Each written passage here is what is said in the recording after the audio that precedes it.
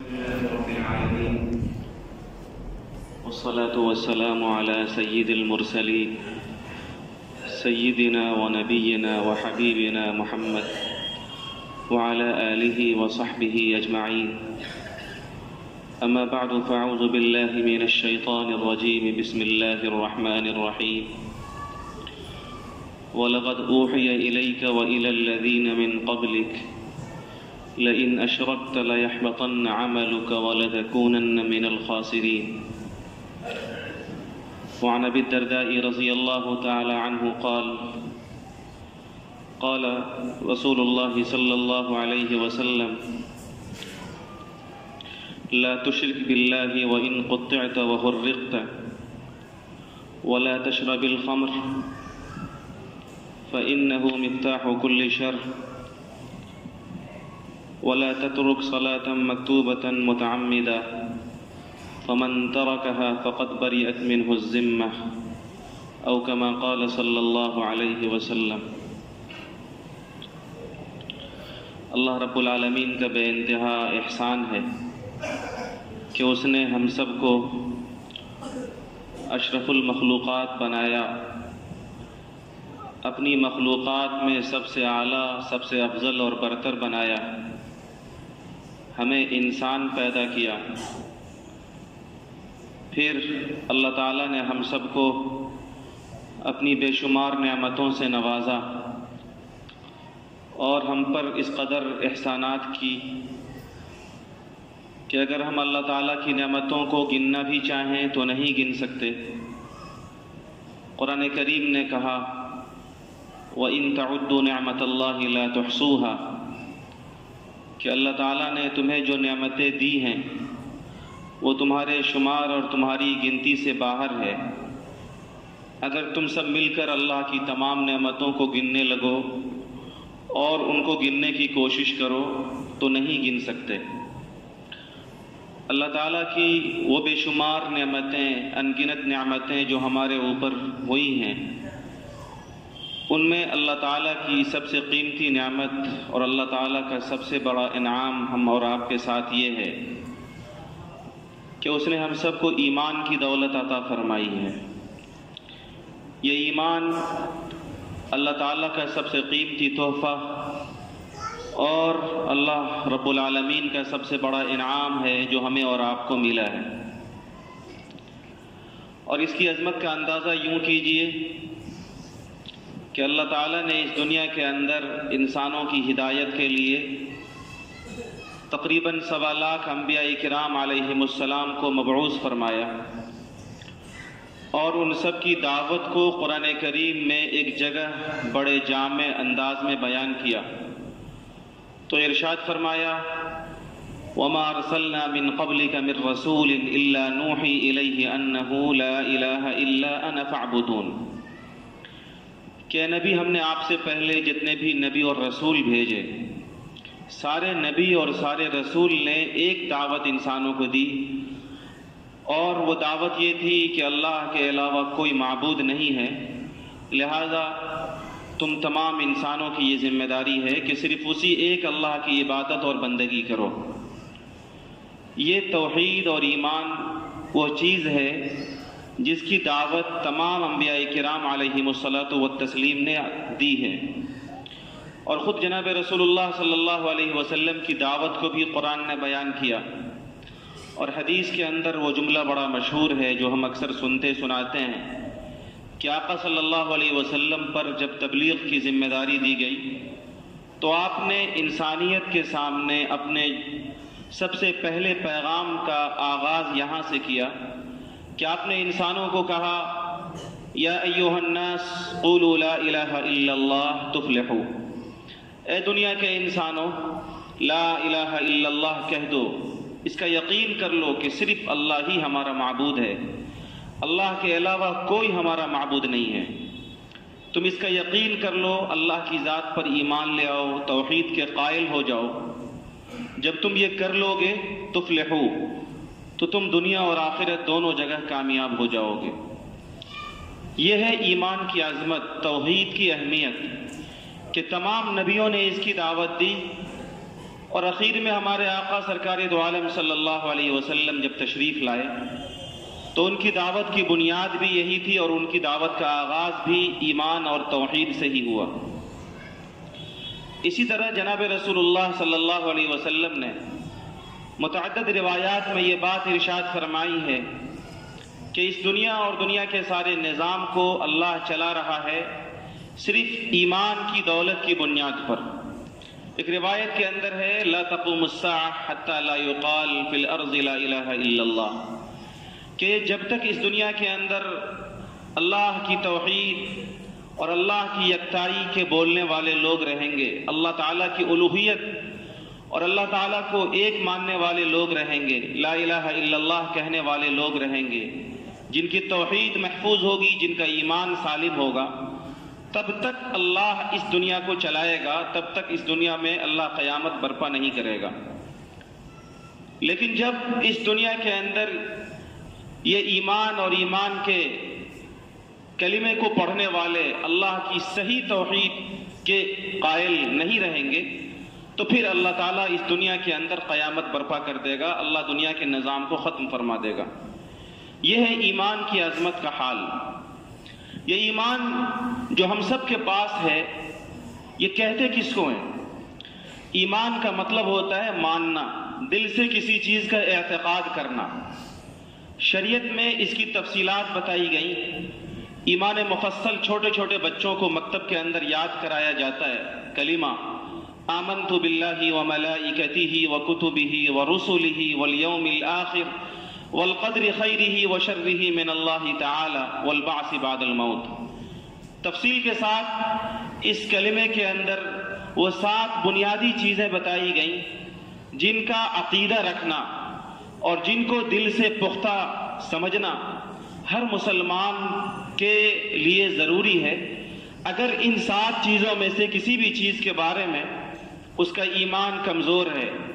یا اس کے ایمان میں کسی طرح کا شک اور شبہ ہے تو پھر وہ آدمی مومن نہیں ہے، وہ آدمی اس کا ایمان خطرے میں ہے۔ وہ 7 چیزیں جن کا یقین کرنا ضروری ہے وہ ہے کہ مومن اللہ کو مانے کہ اس پوری کائنات کو پیدا کرنے والا، ہمارا پیدا کرنے والا اور اس پورے کائنات کے نظام کو چلانے والا صرف اللہ ہے، اللہ نہیں، صرف اللہ ہے، اللہ کے علاوہ کوئی نہیں ہے۔ اللہ کے رسولوں پر ہمارا ایمان ہو کہ اللہ تعالیٰ نے اپنے بندوں کی ہدایت کے لیے تقریباً 1.25 لاکھ نبیوں کو الگ الگ وقت میں الگ الگ علاقوں میں بھیجا۔ جو بھی نبی آئے، جب بھی آئے، سب برحق نبی تھے، سب سچ کو اور حق کو لے کر کے آئے تھے۔ انسانیت کو سب نے سچی اور اچھی دعوت دی۔ اخیر میں ہمارے آقا سرکار دو عالم جناب محمد رسول اللہ صلی اللہ علیہ وسلم تشریف لائے اور آپ کو اللہ نے آخری نبی بنایا۔ اس سلسلے کو یہیں بند کر دیا گیا اور قیامت تک کے لیے آپ کو نبی بنایا گیا۔ اب ہم اور آپ یا قیامت تک کا کوئی بھی انسان، اس کا ایمان تب مکمل ہوگا جب وہ نبیوں پر ایمان کے ساتھ آخری نبی جناب محمد رسول اللہ صلی اللہ علیہ وسلم کے ختم نبوت کا وہ اقرار کرے اور اس کا عقیدہ رکھے، اس کا یقین کرے کہ یہ آخری نبی ہیں اور قیامت تک کوئی دوسرا نبی اب نہیں آ سکتا۔ وَكُتُبِهِ، اللہ کی کتابوں پر مومن کا یقین ہو کہ اللہ تعالیٰ نے نبیوں کو انسانیت کی ہدایت کے لیے بھیجا، تو پھر نبیوں کی ہدایت اور نبیوں کی گائیڈنگ کے لیے کتاب بھی اتاری اور الگ الگ صحیفے بھی اتارے۔ یہ ساری کتابیں، سارے صحیفے جو نبیوں کو اللہ نے عطا کیے، یہ ساری کتابیں سچی تھیں، اور اخیر میں جب قرآن کریم آ گیا تو ساری کتابیں منسوخ ہو گئیں۔ اب قیامت تک انسانوں کی ہدایت کے لیے اللہ تعالیٰ کی طرف سے اگر کوئی رول ہے جس کو فالو کیا جائے، کوئی ایسی گائیڈ بک ہے، کوئی ایسی رہنما کتاب ہے جس پر عمل کیا جائے، تو وہ صرف اور صرف قرآن کریم ہے۔ اسی طرح اس کا یقین رکھنا ہے والیوم الآخر کہ ایک دن آئے گا جب اللہ سب کو ختم کر دے گا اور آخرت میں اللہ تبارک و تعالی ہم سب سے حساب لے گا۔ اسی طرح اس دنیا میں جو بھی فیصلے ہو رہے ہیں، یہ سارا نظام جو دنیا کا چل رہا ہے، چاہے وہ میرے سمجھ میں آئے یا سمجھ میں نہیں آئے، چاہے وہ مجھے اچھا لگے یا برا لگے، یہ سارے فیصلے، یہ ساری تقدیریں یہ اللہ کی طرف سے ہیں۔ دوسرے کے اندر کوئی طاقت نہیں ہے۔ کسی علاقے میں، کسی جگہ، کسی کی حکومت آنے میں، کسی کی حکومت کے ختم ہونے میں کسی بھی معاملے کے ہونے یا نہ ہونے میں، چاہے وہ ہمیں اچھا لگے یا برا لگے، یہ ساری چیزیں صرف اور صرف ایک اللہ کی طرف سے ہو رہی ہیں۔ والبعث بعد الموت، اور مرنے کے بعد ہم سب کو ایک دن اٹھنا ہے، مر کر ختم نہیں ہو جانا ہے، بلکہ اللہ تعالیٰ مرنے کے بعد ہمیں اٹھائے گا، دوبارہ زندہ کرے گا، اور اس لیے کرے گا تاکہ ہماری دنیا کی زندگی کا ہم سب سے حساب لیا جائے۔ اس طرح کے بنیادی عقیدوں کے دل سے ماننے اور زبان سے اقرار کرنے کا نام ایمان ہے، اور جب بندہ ان عقیدوں کو سچا مانتا ہے تو پھر ان کے تقاضوں کو پورا کرتا ہے، اور اسی کا نام اسلام ہے۔ یہ ایمان و اسلام جو اللہ تعالیٰ کی ہم سب کے پاس سب سے بڑی نعمت ہے، ہماری یہ ذمہ داری ہے کہ ہم اللہ تعالیٰ کی اس نعمت کی قدر کو سمجھیں، اس کی عظمت کو سمجھیں۔ ہمارے پاس ہماری دولت، ہم نے اس کی قیمت سمجھی تو ہم نے اس کی حفاظت کے اسباب اختیار کیے۔ ہم نے اپنے مکانات کی قدر و قیمت سمجھی تو اس کی حفاظت کے لیے ہم 5 سال پر ڈینٹنگ پینٹنگ کرتے ہیں، اس کی ریپیئرنگ کرواتے ہیں۔ ہم نے اپنی اولاد کی قیمت سمجھی تو ہم اس کے بہتر مستقبل کی فکر کرتے ہیں۔ لیکن میرے بزرگوں، میرے پاس میرے مکان، میری دولت، میری جائیداد، میری اولاد، میری دنیا جہان کی ساری چیزوں سے بڑھ کر اللہ کا جو سب سے قیمتی انعام ہے وہ ایمان کی دولت ہے۔ لہذا ہم سب کی سب سے بڑی ذمہ داری یہ ہے کہ اپنے ایمان پر اور اپنے عقیدے پر کبھی کوئی آنچ نہ آنے دیں۔ ہم دنیا کے ہر سودے سے سمجھوتا کر لیں، لیکن عقیدہ توحید اور عقیدہ ایمان کے ساتھ 1 انچ سمجھوتا نہ کریں۔ ایک مومن کی یہ ذمہ داری ہے کہ اس کا عقیدہ اور اس کا ایمان بالکل صاف ستھرا ہو۔ حضرت والد صاحب رحمۃ اللہ علیہ سے اکثر سنتے تھے اسی ممبر سے، وہ فرمایا کرتے تھے کہ ایک مومن عملی اعتبار سے کمزور ہو سکتا ہے اس کی زندگی میں بہت ساری خرابی ہو، کمی ہو، لیکن ایک مومن کا عقیدہ بالکل روشن ہوتا ہے، اس کا ایمان بالکل سالم ہوتا ہے۔ وہ اپنے عقیدوں کے ساتھ، وہ اپنے ایمان کے ساتھ کسی قیمت پر کبھی سمجھوتا نہیں کرتا۔ یہ مومن کا ایمان اور مومن کے عقیدے کا حال ہوتا ہے۔ جناب رسول اللہ صلی اللہ علیہ وسلم نے اسی لیے اپنے عمل سے بھی اور اپنے صحابہ کرام کی ہدایات کے ذریعے اور خود صحابہ کرام کے عمل کے ذریعے سے بھی ہمیں یہ پیغام ملا کہ ہم دنیا جہان کے سارے ظلموں کو برداشت کر لیں، لیکن اپنے اور اپنے نسلوں کے عقیدے سے ہم سمجھوتا کرنے والے نہ ہوں۔ میں نے خطبے میں جو حدیث پڑھی جناب رسول اللہ صلی اللہ علیہ وسلم کے بارے میں، ایک صحابی حضرت ابو الدرداء رضی اللہ تعالیٰ عنہ فرماتے ہیں، اوصانی خلیلی، کہ میرے دوست، میرے آقا، میرے سرکار جناب محمد الرسول اللہ صلی اللہ علیہ وسلم نے اوصانی، وصیت کا لفظ ہے، وصیت کی مجھے، اور مجھے تاکیدی حکم دیا۔ اور اس روایت کے اندر 3 باتیں ہیں، 3 باتوں کی میرے دوست اور میرے آقا نے وصیت کی اور مجھے بڑی تاکید کے ساتھ اس کا حکم دیا۔ ان 3 باتوں میں سب سے پہلی بات تھی لا تشرک باللہ وان قطعت وحرقت۔ اے ابو الدرداء، کبھی اللہ کی ذات میں یا اللہ کی صفات میں کسی کو شریک نہ ٹھہرانا، اللہ کی ذات میں یا اللہ کی صفات میں کبھی کسی کو شریک نہ ٹھہرانا۔ وان قطعت، اگرچہ تمہیں ٹکڑے ٹکڑے کر دیا جائے، وحرقت، اور تمہیں جلا کر خاک کر دیا جائے، تمہاری جان پر ہزاروں ظلم ڈھایا جائے، لیکن تم اللہ کے ساتھ کسی کو شریک نہ کرنا، اللہ کی صفات میں کسی کو شریک نہ کرنا۔ اور دوسری نصیحت کی، وصیت کی، وَلَا تَتْرُكْ صَلَاةً مَكْتُوبَةً مُتَعَمِّدًا، کہ جب تم نے ایک اللہ کو مان لیا، تمہارا عقیدہ سالم ہو گیا، تو پھر دوسرا کام جس کی میں وصیت کرتا ہوں وہ یہ کہ تمہاری زندگی میں نماز کا اہتمام ہو۔ تم مومن ہو تو نماز میں کبھی کمپرومائز مت کرنا، اپنے کام کو، دھندوں کو، اپنی مصروفیات و مشغولیات کو، دوستوں یاروں کے تقاضوں کو، بیوی بچوں کے تقاضوں کو آگے پیچھے کرنا، لیکن کبھی جان بوجھ کر ایک نماز کو بھی ضائع مت کرنا، جان بوجھ کر کبھی بھی ایک نماز کو بھی مت چھوڑنا۔ کیوں؟ فَإِنَّهُ مَن تَرَكَهَا مُتَعَمِّدًا فَقَدْ بَرِئَتْ مِنْهُ الذِّمَّةُ، کیونکہ جب مسلمان ایک نماز کو بھی جان بوجھ کر چھوڑ دیتا ہے، جان بوجھ کر، فرمایا کہ بھولے سے نہیں، غلطی سے نہیں، سوئے ہوئے میں نہیں، اور کسی شرعی مجبوری سے نہیں، بلکہ بغیر کسی شرعی مجبوری کے، بغیر کسی شرعی عذر کے، یوں ہی غفلت کی بنیاد پر نماز چھوڑ دیا، یا اپنی دنیاوی مصروفیات میں لگ کر نماز چھوٹ گئی اور جان بوجھ کر اس نے نماز کو چھوڑ دیا،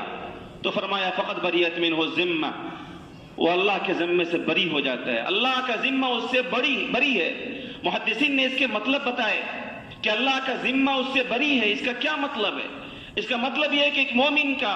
ایمان کی بنیاد پر اللہ کے یہاں جو مقام ہے، جو مرتبہ ہے کہ مومن کو اللہ عذاب نہیں دے گا. جب مومن نے نماز چھوڑا تو اب اس کی کوئی وقت نہیں کہ یہ اللہ کے عذاب سے بچ جائے. اس کا کوئی تقدس نہیں، اس کی کوئی عظمت نہیں کہ یہ اللہ کی سزا سے بچ جائے. بعض علماء نے اس کا مطلب بیان کیا کہ اللہ کے رسول صلی اللہ علیہ وسلم نے اشارتاً کفر کی طرف اشارہ کیا، تغلیظاً بتایا کہ جب آدمی ایک وقت کی نماز جان بوجھ کر چھوڑ دیتا ہے تو وہ آدمی اللہ کے ذمے سے بری ہو جاتا ہے، مطلب وہ کافر ہو جاتا ہے. اور تیسری نصیحت اور وصیت جو آقا صلی اللہ علیہ وسلم نے فرمائی وہ یہ تھی وَلَا تَشْرَبِ الْخَمْرَ، کہ کبھی بھی شراب کو ہاتھ مت لگانا، کبھی بھی نشہ آور کسی بھی چیز کو مت پینا. فَإِنَّهُ مِفْتَاحُ كُلِّ شَرٍ، کیونکہ یہ شراب تمام برائیوں کی چابی ہے. جس طرح آپ چابی سے بڑے بڑے تالوں کو، بڑی بڑی تجوریوں کو کھول لیتے ہیں، بڑے بڑے محلات کو اس کی چابی سے آپ کھول کر اس میں داخل ہو جاتے ہیں، ایسے ہی اللہ کو ناراض کرنے والے تمام تر گناہوں کی چابی شراب ہے. جب آدمی شراب پیے گا، جب آدمی نشہ آور چیز کا استعمال کرے گا تو ایسے شخص سے دنیا کا کوئی بھی ایسا گناہ نہیں ہے جس کا صدور ناممکن ہو. وہ کوئی بھی گناہ کر سکتا ہے. وہ اپنی ماں کے ساتھ بدتمیزی کر سکتا ہے، وہ اپنے باپ کے ساتھ بدکلامی کر سکتا ہے، وہ اپنی بیویوں کو طلاق دے سکتا ہے. مدرسوں میں طلاق کے جو معاملات آتے ہیں، اکثر معاملات میں لوگوں کا یہ کہنا ہوتا ہے کہ شراب کے نشے میں تھا اور میں نے بیوی کو 3 طلاق دے دیا. یہ بیویوں کے جھگڑے، بیویوں کو 3 تک طلاق دے دینے کے معاملات و واقعات اسی شراب کی وجہ سے ہوتے ہیں. اور رسول اللہ صلی اللہ علیہ وسلم نے تو جامع انداز میں بتا دیا کہ نشہ آور چیز کو استعمال کرو گے تو تمام برائیوں کی چابی گویا تم نے کھول لیا، گویا تم کوئی بھی برائی کر سکتے ہو. اس لیے تیسری وصیت کی گئی کہ کبھی بھی نشہ آور چیز کا استعمال نہ کرنا. تو اس روایت کے اندر جو سب سے پہلی وصیت تھی وہ یہ تھی کہ چاہے تم پر ظلم و ستم کے پہاڑ توڑے جائیں لیکن اپنے عقیدہ توحید سے، اپنے ایمان سے 1 انچ بھی سمجھوتا نہ کرنا. اور رسول اللہ صلی اللہ علیہ وسلم نے صرف وصیت نہیں کی بلکہ آپ نے عملی نمونے چھوڑے اس کے. آقا صلی اللہ علیہ وسلم کے واقعات مکی زندگی کے ہم سب سنتے ہیں اور ہم سب تعلیم کے حلقوں میں پڑھتے ہیں. حیات الصحابہ میں اس کے مذاکرے ہوتے ہیں، علماء کی زبان سے اکثر سنتے ہیں. آقا صلی اللہ علیہ وسلم کے راستے میں کانٹے بچھائے گئے. ابو لہب کی بیوی جاتی جنگل سے کانٹے چن کے لاتی اور نبی کے راہ میں بچھاتی. مکے کے اندر آپ صلی اللہ علیہ وسلم کے گردن پر اوجھڑی ڈالی گئی کہ دب کر مر جائیں. آقا صلی اللہ علیہ وسلم کے گردن مبارک میں چادر ڈالی گئی اور چادر کو کھینچا گیا تاکہ آپ کا دم گھٹ جائے اور پلاننگ کیا گیا کہ ان کو ایک مرتبہ قتل کر دیا جائے. موقع پر حضرت ابوبکر صدیق آ گئے اور فرمایا کہ تم ایسے شخص کو قتل کرنا چاہتے ہو جو یہ کہتا ہے کہ میرا پالنے پوسنے والا، میرا خالق اور مالک صرف ایک اللہ ہے. طائف کے راستے میں آپ پر پتھر برسائے گئے، آپ کے اوپر گندے جملے کسے گئے، سماج اور معاشرے کے اوباشوں اور لفوے قسم کے لڑکوں کو آپ کے پیچھے لگا دیا گیا جو آپ پر تالیاں بجاتے، آپ پر سیٹیاں کستے، آپ پر بھدے جملے کہتے، آپ کو ساحر، کاہن، مجنوں، دیوانہ، مفتری کہا گیا. یہ اور اس طرح کے انیک واقعات ہیں جو خود جناب رسول اللہ صلی اللہ علیہ وسلم کے ساتھ ہوئے. اور آپ کے صحابہ کے ساتھ حضرت بلال حبشی کے ساتھ کیا ہوا؟ مکہ کی عرب کی تپتی زمین پر لٹا دیا جاتا، سینے کے اوپر چٹان رکھ دیا جاتا اور اس گرم زمین پر انہیں گھسیٹا جاتا اور کہا جاتا کہ اللہ کی وحدانیت کے جو تم قائل ہو اسے پھر جاؤ. پھر بھی زبان سے وہ ایک نعرہ مستانہ تھا جو نکلتا تھا، احد احد، کہ اللہ ایک ہے. حضرت سمیہ کو ابو جہل نے کس دردناک انداز میں شہید کیا کہ ان کے ایک پاؤں کو ایک اونٹ میں اور دوسرے پاؤں کو دوسرے اونٹ میں باندھ دیا گیا اور دونوں اونٹ کو مخالف سمت میں دوڑا دیا گیا اور یوں حضرت سمیہ رضی اللہ عنہ کے 2 ٹکڑے ہو گئے.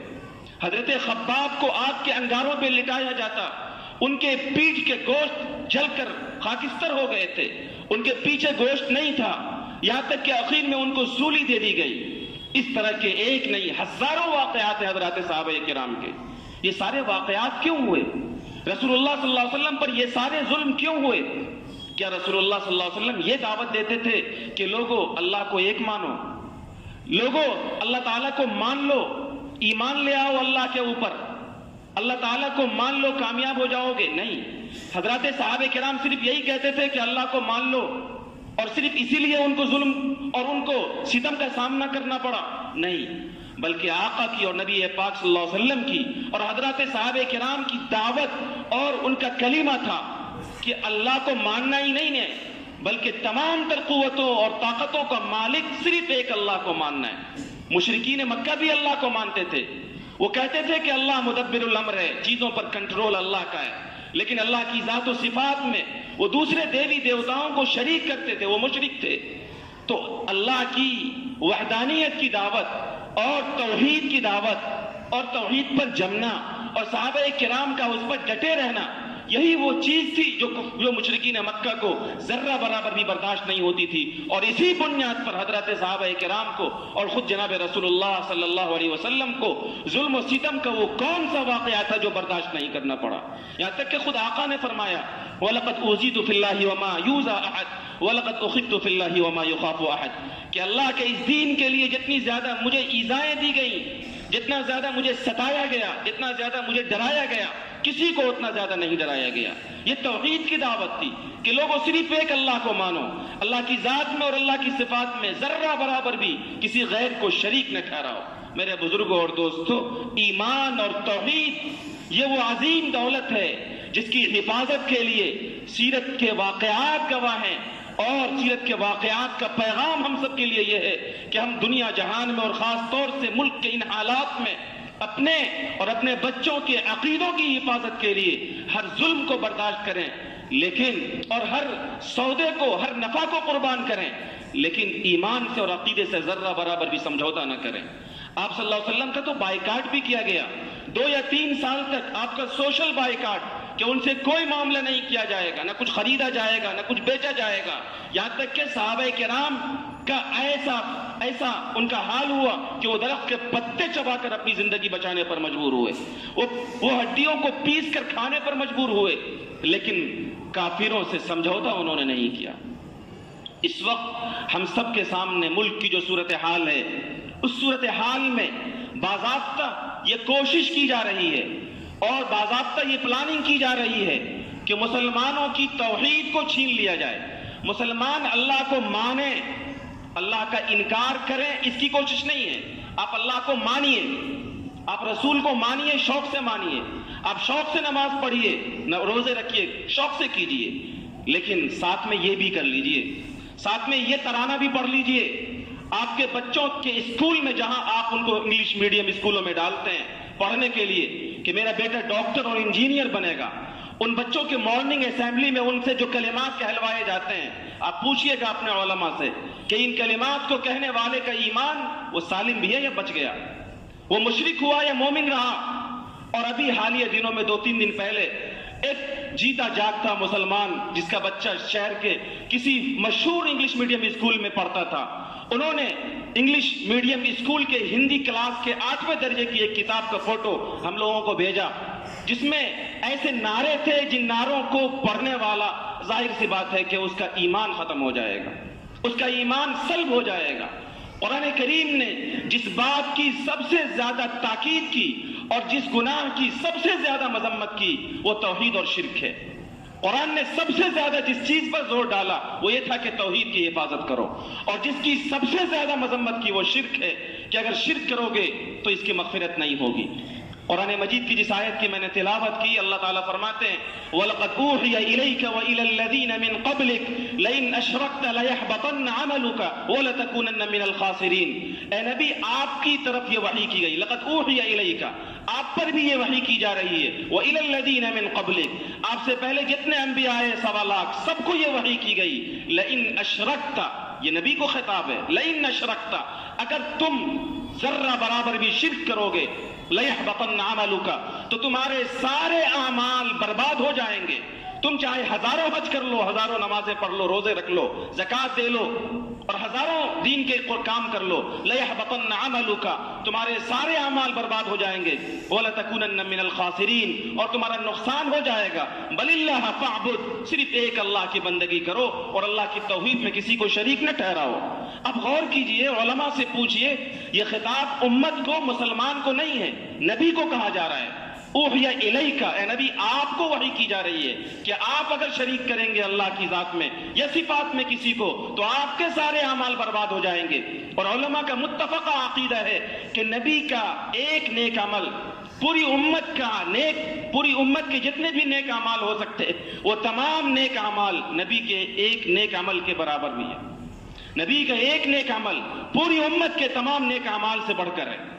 جب نبی ان کے نیک اعمال کی یہ قدر و قیمت ہے اور اس نبی کو کہا جا رہا ہے کہ اگر آپ بھی شرک کریں گے تو اے نبی آپ کے اعمال برباد ہو جائیں گے، تو ہما شما اور ہمارے اور آپ کے ایمان کی اور ہمارے اور آپ کے اعمال کی کیا قیمت اللہ کے یہاں۔ میرے بھائی اور میرے بزرگوں، قرآن مجید میں اللہ تبارک و تعالیٰ نے ایک جگہ گناہوں کی مغفرت اور جس گناہ کی بخشش نہیں ہوگی اس کو بیان کیا۔ اللہ نے کہا ان اللہ لا یغفر ان یشرک بہ، اللہ کی ذات میں یا اللہ کی صفات میں کسی کو ذرہ برابر بھی شریک ٹھہراؤ گے تمہاری مغفرت نہیں ہوگی۔ وَيَغْفِرُ مَا دُونَ ذَلِكَ لِمَن يَشَاءُ، ہاں شرک کے علاوہ بندے مومن سے کوئی گناہ ہو جائے چاہے وہ گناہ کتنا ہی بڑا کیوں نہ ہو، یغفر ما دون ذالک، اللہ اسے معاف کر سکتا ہے۔ ایک حدیث میں پیارے آقا صلی اللہ علیہ وسلم نے فرمایا من لقی اللہ لا یشرک بہ شیئا دخل الجنہ، جو آدمی اللہ سے اس حال میں ملے کہ اس کا عقیدہ ایمان اور عقیدہ توحید سالم ہو، وہ اللہ کی ذات میں اور اللہ کی صفات میں کسی کو شریک نہ ٹھہرائے، دخل الجنہ، وہ بدعمل ہو، اعمال میں کوڑا ہو سکتا ہے کہ اعمال کی سزا بھگتنے میں جہنم میں جانا پڑے، لیکن دخل الجنہ، ایک دن آئے گا کہ وہ جنت میں جائے گا۔ لیکن فرمایا وَمَن لَقِيَ اللَّهَ يُشْرِكُ بِهِ، جو اللہ سے اس حال میں ملے، جس کی موت اس حال میں ہو کہ وہ اللہ کی ذات میں اور صفات میں کسی کو شریک ٹھہرا رہا ہو، دنیا میں اس نے عقیدہ توحید سے سمجھوتا کر لیا ہو، دخل النار، تو آقا نے فرمایا وہ جہنم کے حوالے کر دیا جائے گا۔ یہ ہے ایمان کی قیمت اور یہ ہے شرک کی صورتحال۔ آج اس وقت ہم سب کی صورتحال یہ ہے کہ ہماری نگاہوں میں کفر اور شرک کی وہ مذمت، وہ شناعت، وہ قباحت شاید نہیں ہے، اور میں شاید کہہ رہا ہوں بہت احتیاط کے ساتھ، ورنہ صورتحال یہ ہے کہ حقیقتاً نہیں ہے۔ ہمارے دلوں میں اگر ایمان کی عظمت ہو اور کفر کی اور شرک کی واقعتاً مذمت ہو تو ہم کفار کے میلے ٹھیلوں میں کیا کرنے کے لیے جائیں؟ ہمارے بچے اور ہماری نئی نسل کفار کے عبادت، کفار کے پوجے اور کفار کے پوجوں کے نام پر ہونے والے میلوں میں کیوں جائیں؟ آقا صلی اللہ علیہ وسلم فرماتے ہیں من کسر سواد قوم فہو منہم، جو آدمی کسی قوم کی تعداد میں اضافہ کرے وہ انہی میں سے۔ کسی قوم کے مذہبی تہوار میں، ان کے مذہبی میلوں میں اگر ہم جائیں تو ظاہر سی بات ہے ان کی تعداد میں اضافہ ہوگا، دکھے گی تعداد کی یہ زیادہ ہے۔ یہ پوجا اور یہ میلہ بڑی آن بان شان کے ساتھ مدھوبنی شہر میں کیا جا رہا ہے، تو ان کی تعداد کو اگر مسلمان بڑھاتا ہے تو آقا فرماتے منہم، وہ انہی میں سے۔ اور رسول اللہ صلی اللہ علیہ وسلم نے فرمایا ایاک والمعصیہ فإن بالمعصیۃ حل سخط اللہ، اے لوگو اللہ کی نافرمانی سے بچو کیونکہ اللہ کی نافرمانی کی وجہ سے اللہ کا عذاب آ جائے گا تمہارے اوپر۔ اور علماء نے لکھا ہے، مفتیان کرام نے فتاوے کے اندر، کہ کفار کے مذہبی میلے وہاں پر ایمان والوں کو تو تجارت کے لیے بھی نہیں جانا چاہیے، جائے کہ گھومنے کے لیے آپ جائیں۔ ایمان والوں کو ایمان اگر سالم ہے تو ان کو بچنا چاہیے ان میلوں میں جانے سے جو ان کے پوجا کے نام پر اور ان کے مذہبی تہوار کے نام پر منعقد کیے جاتے ہیں۔ کیوں؟ اس لیے کہ آپ دنیا کے 2 پیسے کمانے کے لیے گئے، اور میں نے جو روایت سنائی اس روایت کا پیغام ہے کہ جہاں اللہ کی نافرمانی ہوگی وہاں اللہ کا عذاب کبھی بھی کسی وقت بھی آ سکتا ہے، اور اللہ کی نافرمانی اور سب سے بڑی نافرمانی یہ ہے کہ اللہ کی ذات اور صفات میں کسی کو شریک ٹھہرایا جائے۔ اور میلوں میں اور پوجوں کے اندر یہی ہوتا ہے کہ غیر اللہ کی پوجا کی جاتی ہے، اس جگہ پر اللہ کی سب سے زیادہ لعنت برستی ہے۔ جس جگہ پر اللہ کی سب سے زیادہ لعنت برستی ہو وہاں مسلمان 2 پیسے کمانے کے لیے جائے۔ مفتیان کرام نے کہا ہے کہ اس سے بھی اس کو بچنا چاہیے، جائے کہ بچے اور نوجوان بچے اور ہم اور آپ گھومنے کے لیے، سیر و تفریح کے لیے، مختلف چیزوں کو دیکھنے کے لیے ان میلوں کا حصہ بنے، یہ ایمان والوں کی شان کے خلاف ہے۔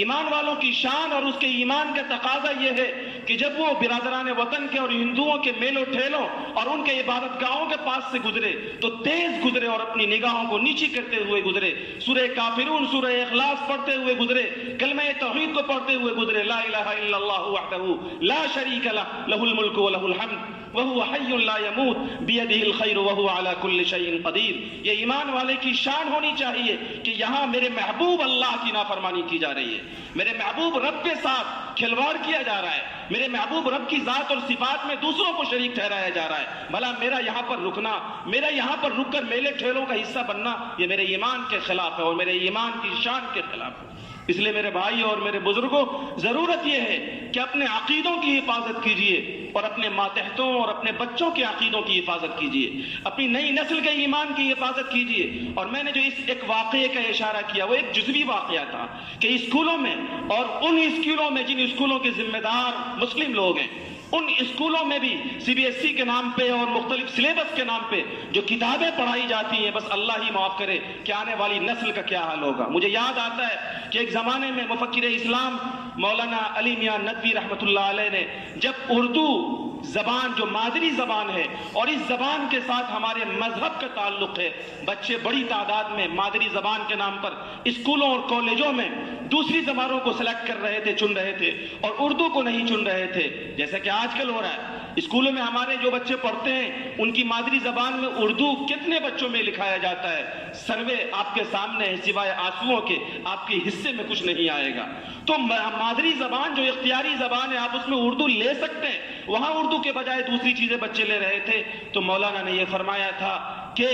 جس زبان کے ساتھ مسلمانوں کے مذہب کا تعلق ہو، اس زبان سے رشتہ توڑ کر اگر مسلمان کے یہ بچے پڑھیں گے تو آنے والی جو نئی نسل تیار ہوگی، اور اس کو تیار ہونے میں زیادہ وقت نہیں لگے گا، 30 سال 40 سال کے بعد ایک ایسی نسل تیار ہو جائے گی جس نسل کے یہاں توحید اور شرک کے درمیان کوئی فرق نہیں رہ جائے گا. اور آج ہو رہا ہے ایسا، توحید اور شرک کے درمیان کوئی فرق نہیں. وہ کہتے ہیں کہ یہ رواداری ہے، ہمارے لوگ پوجا پاٹ میں جاتے ہیں، ہمارے لوگ میلے ٹھیلوں میں حصہ بنتے ہیں اور کہتے ہیں کہ یہ مذہبی رواداری ہے.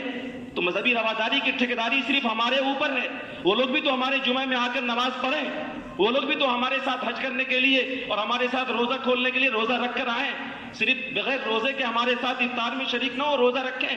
میرے بھائی اور میرے بزرگوں، مذہبی رواداری یقیناً اچھی چیز ہے. ہمارے اسلام نے حسن اخلاق کی تعلیم دی ہے. ہم برادران وطن کے ساتھ بلکہ اللہ کی ایک ایک مخلوق کے ساتھ اچھا برتاؤ کریں. اسلام اس کی پذیرائی کرتا ہے، اس کی تاکید بیان کرتا ہے، لیکن اس کے ساتھ ہمارے لیے فرض ہے کہ ہم اپنے عقیدہ توحید کے ساتھ کسی سے کسی قیمت پر کوئی سمجھوتا کرنے والے نہ ہوں. تو اسکولوں میں جو کچھ پڑھایا جاتا ہے آپ ان کا جائزہ بھی لیجئے، اپنے بچوں کے تعلق سے مطمئن نہ ہو جائیے. اس منبر سے ہمیشہ ایک تحریک کے سطح پر ایک آواز لگائی جاتی رہی. ہمارا یہ علاقہ اتنا بڑا، اتنا خوشحال، اتنا کھاتا پیتا علاقہ ہے، ہم میں سے ہر شخص شاید دن رات میں 50 روپے کی چائے پی لیتا ہو، لیکن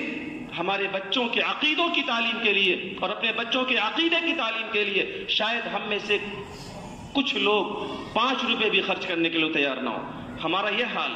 اگر روزانے کے اعتبار سے ہم 5 روپے بھی اپنے بچوں کی صحیح تعلیم کے لیے خرچ کریں، عقیدے کی تعلیم کے لیے صرف کریں، ان کی اچھی اور مذہبی تعلیم کے لیے صرف کریں، تو ہمیں یہ یقین ہے کہ ان کا بچپن، اگر ان کے بچپن میں ان کے قلب و جگر میں صحیح عقیدے کو بٹھا دیا گیا تو بعد میں یہ اپنے دین و ایمان پہ سودا نہیں کر پائے گا. میرے بھائی اور میرے بزرگوں، امارت شریعہ کے امیر شریعت حضرت مولانا ولی رحمانی نور اللہ مرقدہ کے بعد جو ان کے صاحبزادے، ان کے جانشین مولانا احمد ولی فیصل رحمانی ہیں، ان کی فکر ہے، اور انہوں نے ایک ہنگامی سطح پر ملک کے موجودہ صورتحال کو دیکھتے ہوئے ایک تحریک چلائی ہے کہ مسلمان جن کے پاس وسائل ہیں، اور یقیناً ہیں، کون مسلمان غریب ہے؟ ہمارے نبی نے ہمیں بتایا الید العلیٰ خیر من الید السفلیٰ. دینے کا مزاج بناؤ، اپنے ادارے قائم کرو،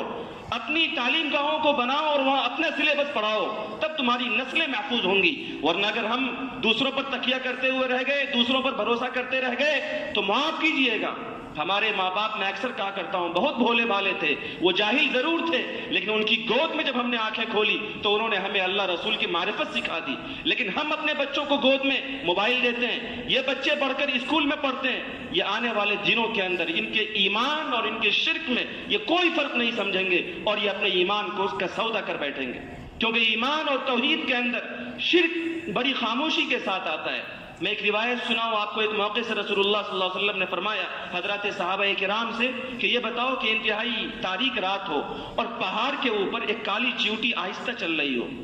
کیا تم اس کی آواز کو، اس کی آہٹ کو سن لو گے؟ مثال دے کر سمجھایا، اور کتنی باریکی کے ساتھ سمجھایا کہ رات انتہائی تاریک ہے اور چیونٹی، معمولی چیونٹی، اس کی سائز کیا ہوتی ہے؟ بہت چھوٹی سی چیونٹی جو کالی ہے اور بہت آہستگی کے ساتھ پہاڑ کے اوپر چل رہی ہے، سخت پتھر کے اوپر چل رہی ہے، تو ظاہر سی بات ہے اس کی آواز، اس کی آہٹ کون سنے گا؟ صحابہ نے فرمایا یا رسول اللہ اس کی آہٹ کوئی نہیں سن سکتا۔ آقا نے فرمایا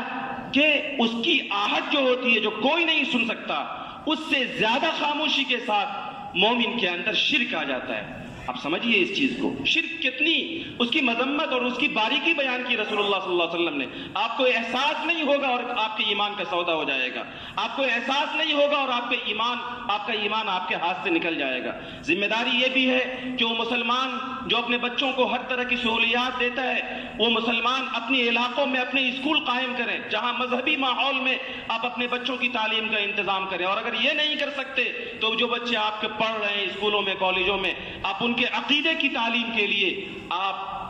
انتظام کریں، مکتب کا آپ انتظام کریں، علماء کا آپ انتظام کریں، ایسے چھوٹے چھوٹے اداروں کا جہاں پر ان کے مذہب اور ان کے عقیدے کی تعلیم ہو۔ مولانا علی میاں ندوی رحمۃ اللہ علیہ نے ایک موقع سے فرمایا تھا کہ اگر مجھ سے یہ پوچھا جائے کہ صرف ملت اسلامیہ کے لیے ایک پوسٹر چھپوانا ہے، ملت کے نام، مسلمانوں کے نام ایک پوسٹر چھپوانا ہے، اور اس پوسٹر پہ صرف ایک جملہ لکھنا ہے، اس پوسٹر پر گنجائش اتنی ہے کہ صرف ایک جملہ لکھا جائے، تو وہ جملہ کیا لکھا جائے؟ تو حضرت نے فرمایا کہ اس پر لکھ دیا جائے ما تعبدون من بعدی، کہ میرے بعد تم کس کی بندگی کرو گے؟ یہ حضرت یعقوب علیہ السلام نے اپنی اولاد کو مرنے کے وقت جمع کر کے کہا تھا۔ میں نے اس سے پہلے بھی یہ سنایا تھا، حضرت یعقوب نبی ہے، ان کا باپ نبی ہے، ان کے دادا نبی ہیں، ان کا گھرانہ نبیوں کا ہے، اور مرنے کے وقت بیٹوں کو جمع کر کے یہ وصیت کر رہے ہیں کہ بتاؤ میرے بعد کس کی بندگی کرو گے؟ حضرت مولانا علی میاں ندوی نے فرمایا کہ مسلمان مرنے کے وقت اپنی اولاد سے پوچھے، اور جب تک زندہ رہے جائزہ لیتا رہے اور اپنا محاسبہ کرتا رہے کہ میری نظر میں میری اولاد کے دین و ایمان کی یہ قیمت ہے یا نہیں، میں اپنی اولاد کو مرنے کے بعد ایمان پر باقی رہے اس کے لیے میں فکر کر رہا ہوں کہ نہیں کر رہا ہوں۔ اگر آپ کر رہے ہیں یقیناً آپ خوش نصیب ہے، اور اگر نہیں تو میرے بھائی اور بزرگوں فکر کرنے کی ضرورت ہے۔ بہرحال ملک کے موجودہ حالات میں اپنے عقیدے اور اپنے ماتحتوں، اپنے زیر اثر بچوں کے ایمان کی حفاظت یہ ہم سب کی اولین ذمہ داری ہے۔ اللہ رب العالمین سے دعا ہے کہ اللہ ہم سب کے ایمان کی، عقیدے کی حفاظت فرمائے اور ان باتوں پر عمل کی توفیق عطا فرمائے۔ وآخر